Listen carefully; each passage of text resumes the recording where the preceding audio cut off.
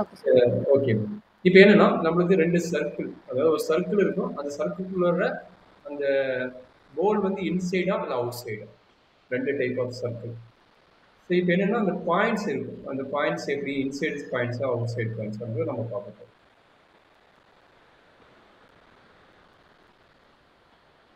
2 type of circle. இப்போ என்ன நடக்குதுன்னா, இப்போ சப்போஸ் ஒரு சிம்பிள் ஃபங்க்ஷன் ஒன்று எடுத்துக்கோங்க.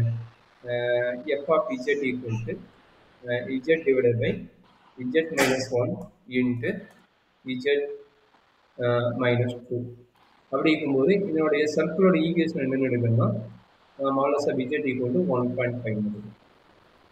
இந்த கேஸில் இந்த சர்க்கிளில் என்ன நடக்கும் அப்படின்னா, இப்போ 1ங்கிற பாயிண்ட் இன்சைட் இருக்குது அண்டு சர்க்கிள் என்னது 1.5வா, இப்போ 1.5 ரேடியஸ்னா இங்கே 1.5, இங்கே வந்து மைனஸ் 1.5, இங்கே வந்து இமேஜினரி ஆக்சிஸ்னால இது 1.5 ஐன்னு எழுதணும். ஏன்னா இது காம்ப்ளெக்ஸ் நம்பர்னால மைனஸ் 1.5 ஐ எழுதணும். இப்போ இஜெட் ஈக்குவல் டு 1ங்கிறது பார்த்தீங்கன்னா இன்சைட் பாயிண்ட் இருக்குது. இஜெட் ஈக்குவல் டு 1ங்கிறது இன்சைட் பாயிண்ட் இருக்குது. அண்ட் இஜெட் ஈக்குவல் டு 2ங்கிறது பார்த்தீங்கன்னா அவுட் சைட் பாயிண்ட் இருக்குது, வெளியே இருக்குது, அவுட் சைட் பாயிண்ட் இருக்குது. ஸோ அப்படி இருக்கும்போது என்ன நடக்கும் அப்படின்னா, எய்தர் ரெஸ்ட்ரி தீரம் ஆர் இன்டெக்ரல் தீரம். இங்கே என்ன நடக்கும் அப்படிங்கிறத பார்ப்போம். வாட் இஸ் ரெஸ்ட்ரி தீரம் ஃபர்ஸ்ட் ஆஃப் ஆல்?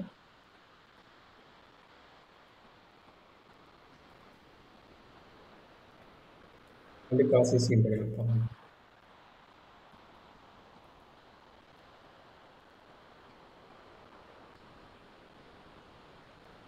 இங்கே என்ன நடக்குது அப்படின்னா, இப்போ நம்ம வந்து போல் ஆஃப் ஆர்டர் என்னன்னு பார்க்குறோம். இதோட போல் ஆஃப் ஆர்டர் என்ன, பவர் 1ன்னு இருக்குது. பவர் 1 சிம்பிள் போல் ஃபார்முலா அப்ளை பண்ண போகிறோம். சரிங்களா?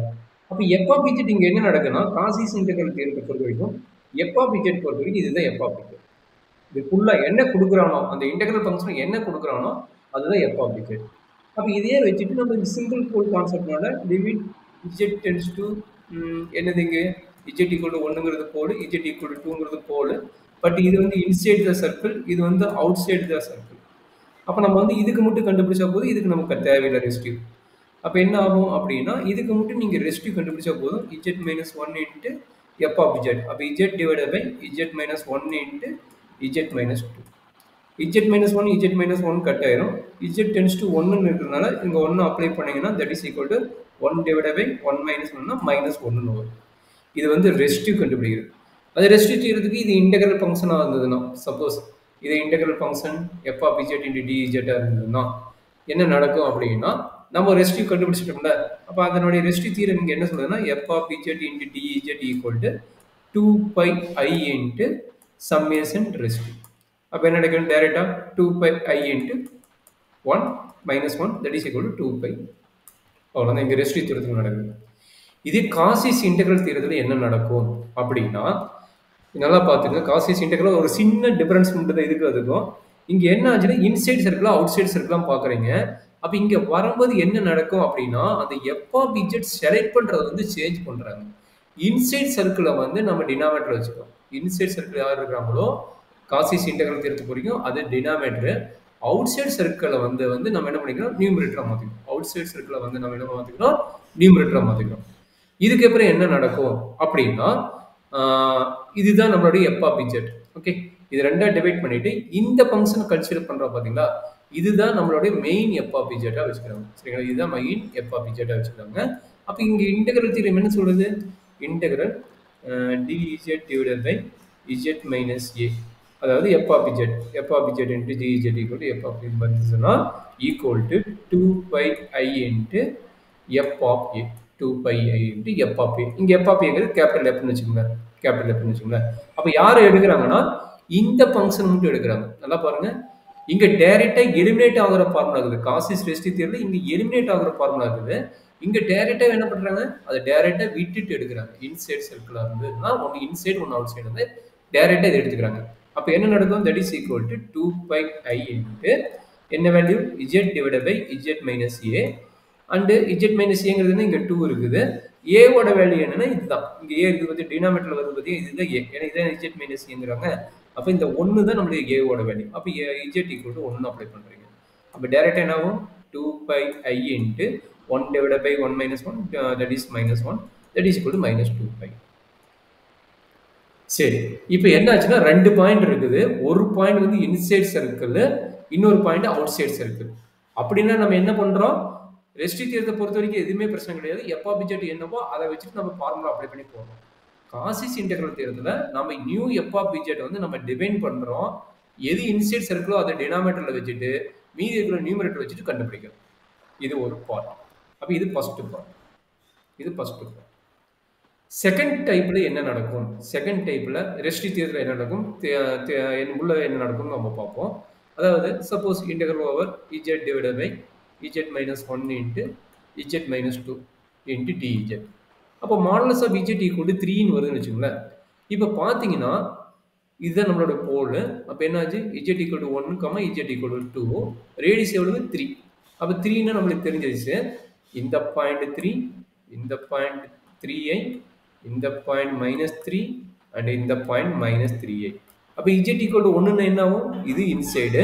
அப்போ இஜெட் ஈக்குவல் டு 2ன்னா என்ன ஆகும்? அது இன்சைடு. அப்போ ரெண்டு ஃபங்க்ஷன் இன்சைடு ஆயிடுச்சு.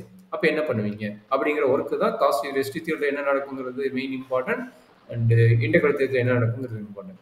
இங்கே பார்த்தீங்கன்னா ஒன்று இன்சைடு ஒன்று அவுட் சைடு. இங்கே பார்த்தீங்கன்னா ரெண்டுமே இன்சைடு. ரெஸ்ட்ரி தியரத்தை பற்றி ஒரு பிரச்சனையுமே கிடையாது. ரெஸ்ட்ரி தியரத்தில் நீ என்ன பண்ணுறீங்க? செகண்ட் டைப்ல என்ன பண்ணுறீங்க? ரெண்டுமே நீங்கள் எடுத்து போடுறீங்க. அப்போ ரெஸ்ட்ரி 1 என்ன நடக்கும்? ரெஸ்ட்ரி 2ல என்ன நடக்கும்? அவ்வளோதான். இப்போ ரெஸ்ட்ரி 1 என்ன பண்ணுறீங்க? இஜெட் ஈக்குவல் 1ன்னா ரெஸ்ட்ரி என்ன? ரெஸ்ட்ரி 2ல இஜெட் ஈக்குவல் 2ன்னா ரெஸ்ட்ரி என்ன? அவ்வளோதான் இங்கே ஒர்க்கே நடக்கும். அப்போ என்னாச்சு? இங்கே எஃப் ஆஃப் இஜெட் என்னன்னு பார்க்குறீங்க. எஃப் ஆஃப் இஜெட் இது ஃபுல்லாகவே எஃப் ஆஃப் இஜெட் தான். ரெஸ்ட்ரி தியரத்தை பொறுத்த வரைக்கும் இது என்னது? இது ஃபுல்லாகவே எஃப் ஆஃப் இஜெட் தான். டைரெக்டாக அப்படி எடுத்துக்கலாம். ரெஸ்ட்ரி தியரோட ப்ளஸ் பாயிண்ட் அதுதான். டைரெக்டாக என்ன இருக்குது? நீங்கள் அப்படியே எஃப் ஆஃப் இஜெட்னு கன்சிடர் பண்ணிக்கலாம். அப்போ என்னாச்சு? Z minus 1. அப்போ ரெண்டுமே சிம்பிள் போல் தான். அப்போ சிம்பிள் போலோட ஃபார்முலா என்னாச்சு? Limit z tends to 1 Z minus 1 into z divided by Z minus 1 into Z minus 2. இப்போ என்ன ஆகும்? ஆட்டோமேட்டிக்காக இஜெட் மைனஸ் 1 கேன்சல் ஆயிடும். இஜெட் ஈக்குவல் டு 1 அப்ளை பண்ணுங்க. That is equal to -1. அப்போ இஜெட் ஈக்குவல் 2 வரும்போது என்ன ஆகும்? ரெஸ்ட்ரி 2ஓட concept limit z tends to 2 z minus 2 into z divided by Z minus 1 into Z minus 2. இப்போ என்ன ஆகும்? ஆட்டோமேட்டிக்காக z minus 2 z minus 2 cut ஆயிரும். இஜெட் ஈக்குவல் 2 போடுவீங்க. 2 divided by 2 minus 1 that is equal to 2. இப்போ என்ன நடக்கும்? Sum of the residue. அப்போ என்ன இன்டெகிரல் வந்தாலும் நீங்கள் எதுவுமே பண்ண முடிய தேவையில்லை. கண்ண முடியும். Integral over c f of z into TEZ equal to 2 πi into sum of the residue. Sum of the residue என்னது? -1 + 2. -1 + 2 சம் ஆஃப் த ரெஸ்டியூ. இதுதான் ஃபார்முலா. அப்போ எகைன் என்னது? -1 + 2 1 1 இன்ட்டு 2πi 2πi. அவ்வளோதான். இது டைரெக்டாக கிடச்சிடும். எங்கே? ரெஸ்ட்ரி தியரத்தில். பட் காசிஸ் இன்டெகிரல் என்ன நடக்கும் அப்படின்னா ரெண்டுமே இன்சைடாக இருந்தால் என்ன பண்ண சொல்கிறாங்கன்னா என்ன டைப்பும் பார்க்குறாங்க. பார்ஷியல் ஃப்ராக்ஷன் மெத்தட் அப்ளை பண்ண சொல்கிறாங்க. சரிங்களா? அதுதான் பிரச்சனை. காசிஸ் இன்டெகிரல் தியரத்தில் இதுதான் பிரச்சனை. இப்போ என்ன சொல்கிறாங்க? Z divided by Z minus 1 Z minus 2 ரெண்டுமே இன்சைடா? ரெண்டுமே இன்சைடு. நீங்கள் பார்ஷியல் ஃப்ராக்ஷன் மெத்தட் என்ன டைப்புன்னு பாருங்க. அந்த டைப்பை அப்ளை பண்ணுங்க. அந்த டைப்பை அப்ளை பண்ணிட்டு அதுக்கப்புறம் நீங்கள் ப்ராப்ளம் கம்ப்ளீட் பண்ணுங்க அப்படிங்கிறாங்க. சப்போஸ் ஏங்கிற ஒரு சம் வேல்யூஸ் வரும், பிங்கிறது சம் வேல்யூஸ் வரும். அதுக்கு வந்து நீங்கள் கண்டுபிடிங்க அப்படிங்கிறாங்க. சரிங்களா? அப்போ இது என்னென்ன கண்டுபிடிச்சி அதுலேருந்து நீங்கள் என்ன பண்ணணும்? 2πi இன்ட்டு எஃப் ஆஃப் ஏன்னு போட வேணும் அண்ட் எஃப் ஆஃப் 1 போடணும் plus 2πi into f of 2 போடணும். இந்த மாதிரி போட்டு சிம்பிளிஃபை பண்ணி நீங்கள் கண்டுபிடிக்கணும். அப்போ இது ஏவோட வேல்யூ என்ன, பியோட வேல்யூ என்ன, இது ரெண்டையும் கண்டுபிடிச்சி காசிஸ் இன்டெகிரல் தியரத்தை அப்ளை பண்ணிட்டு வேல்யூ கண்டுபிடிக்கும் போது எகெயின் சேம் ஆன்சர் வரும். பெருசாக மாறும். ஸோ இது பார்த்தீங்கன்னா இது ஒரு 10 நிமிஷம் பக்கமாக இழுக்கும். இங்கே பார்த்தீங்கன்னா இது டைரெக்டாக போடலாம். ரெஸ்ட்ரி 1 என்ன, ரெஸ்ட்ரி 2 என்ன, ரெண்டே ஆட் பண்ணால் நம்மளுக்கு ஆன்சர் வரும். சரிங்களா? இதுதான் கம்பேரிசன். ரொம்ப ஈஸியான கான்செப்ட். நீங்கள் அதில் போடணும் உங்களுக்கு ஆன்சர் வரப்போகுது, இதில் போடணும் ஆன்சர் வரப்போகுது. பட் இது என்ன டைப் ஆஃப் மெத்தடு அப்படிங்கிறது கொஞ்சம் இன்டர்சேஞ்ச் பண்ணிட்டு பார்க்கணும். அதுதான் நம்ம ஒர்க்கு காசிஸ் இன்டெகிரல் தியரம்.